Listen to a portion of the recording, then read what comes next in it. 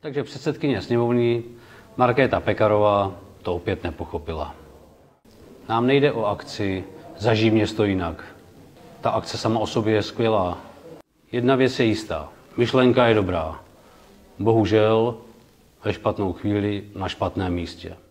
Jen si vzpomeňte, jaká bezpečnostní opatření se tady dělaly, když se dávali metr od zdi, zábrany, aby tady lidi nechodili, a vy tady ulici otevřete pro veřejnost se vším všudy?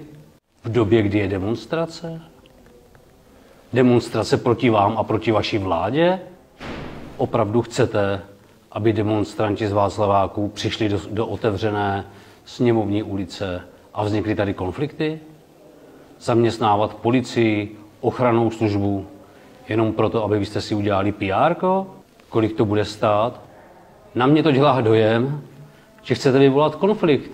A pak řeknete a budete ukazovat prstem, ano, podívejte se, to jsou ty špatní, kteří tady narušili tu naši oslavu. Děkuji za pozvání na vaši akci. V současné době ani v minulé době na akce TOP 09 nechodím a předpokládám, že se to ani v nejbližší době nezmění.